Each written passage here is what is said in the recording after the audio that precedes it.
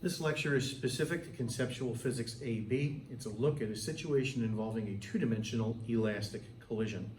In a two-dimensional elastic collision, the objects glance or scatter off of each other, as we say, and we're going to set up a very specific situation for the problem that we'll look at. We're going to visualize the situation, by the way, in terms of pool balls, and this will then become the second strategy that you need in order to win while playing pocket billiards. So imagine my tennis balls here are pool balls. One of the pool balls is the cue ball, and then right here is the target ball. Picture the target ball as initially being at rest, and the cue ball as initially moving like so along the positive x-axis. And then the two objects glance or scatter off of each other like so, forming then a two-dimensional elastic collision. As long as you don't spin the cue ball when striking it with the cue, when you glance it off of the target ball, only one thing can happen.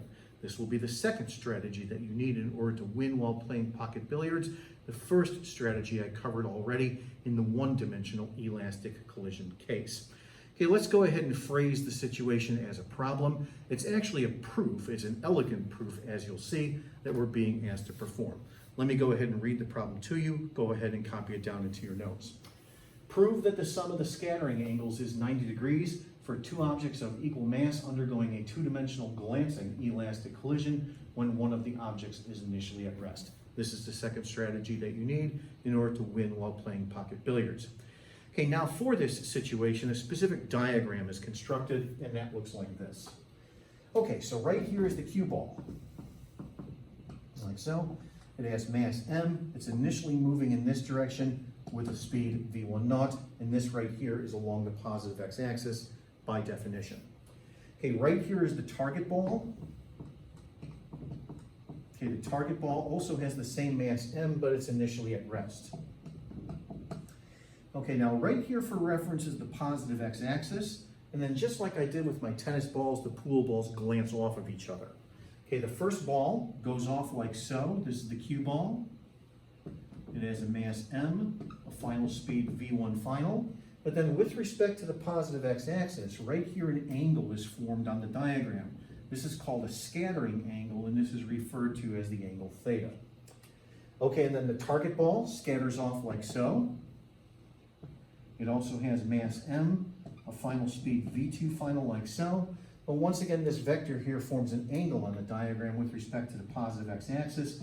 This is another scattering angle. This right here is referred to as phi. What we're supposed to do is prove that theta plus phi is equal to 90 degrees. Those of you that have some experience playing pool may already begin to recognize this situation. Okay, so we have to prove that theta plus phi, is equal to 90 degrees.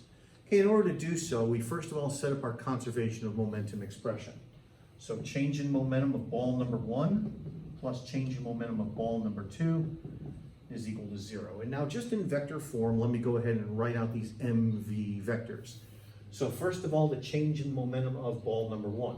It's going to have a final momentum right here of m times v1 final, and then minus its initial momentum over here of m times v1 naught. Okay, then we have the target ball. Right down here, it's going to have a final momentum of m v2 final, and then minus its initial momentum of 0 because the target ball begins at rest. Okay, like we've seen in other examples, the mass m is common to both objects, so it cancels out from this expression. Like so. And then what's left? Well, let me rearrange what's left in the following manner. I'm going to have here v1 final, and then right here plus v2 final, and then take the initial velocity of ball number 1 and move it to the other side of the expression such that it becomes positive, like so. And notice that you end up with a vector addition equation. And in a vector addition equation, recall that a triangle is formed. So a triangle is formed by these velocity vectors on this diagram. That triangle looks like this. Okay, so using the tail-to-tip method of vector addition, we first of all have here v1 final, which is this vector up here. And then I add to it v2 final, which is this vector right here. This then gives me the resultant, which is the initial velocity of the cue ball. That's this vector right here, along the positive x-axis, like so. So I form here a vector triangle on this diagram. Okay, now on this vector triangle, where are the angles theta and phi? Well, pretty obviously, this angle right here, first of all, is the angle theta, because right here is the V1 final vector from the diagram above, and keep in mind that V1 naught is along the positive x-axis. So pretty obviously that angle there is equal to theta. Okay, what about the angle phi? Well, if I take the marker and point it right here along the positive x-axis, the angle phi on the diagram above is this angle right here. However, because V1 naught is along the positive x-axis, this angle here is also the same as the angle phi. That's the other scattering angle, like so. Now, what we're supposed to show is that theta plus phi is 90 degrees. If that's the case, this then means that this triangle is a right triangle. But in order to show that it's a right triangle, I need to do one more step. That's the elastic approximation.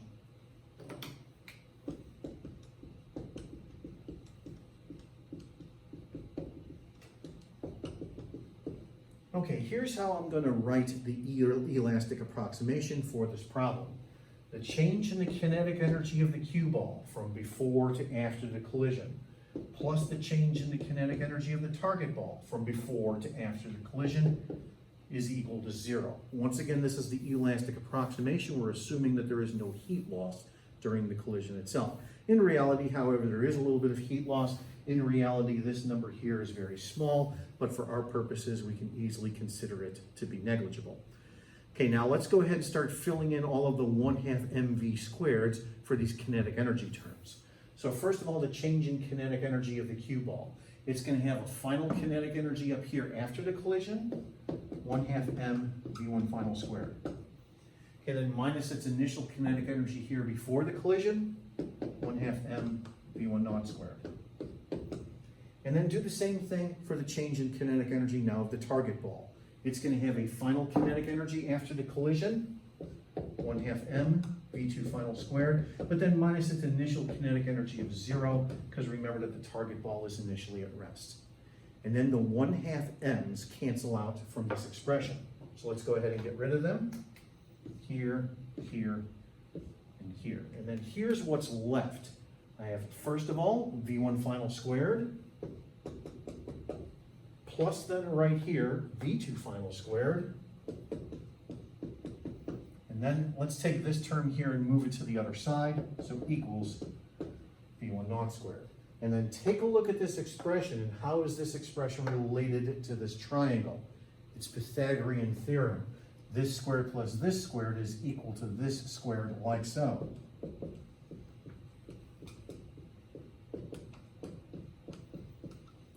So because this is Pythagorean Theorem, this then means that this triangle is a right triangle. The right angle is right here on the diagram. And then therefore the sum of theta plus phi is in fact equal to 90 degrees. So whenever you glance a cue ball off of a target ball, as long as you don't spin the cue ball, only one thing can happen. The sum of the scattering angles is 90 degrees. Now, immediately after concluding this lecture, go immediately to the demonstration that I've posted for you that shows me using an air table, where I then show that the sum of the scattering angles is in fact equal to 90 degrees for two objects that scatter off of each other in this manner.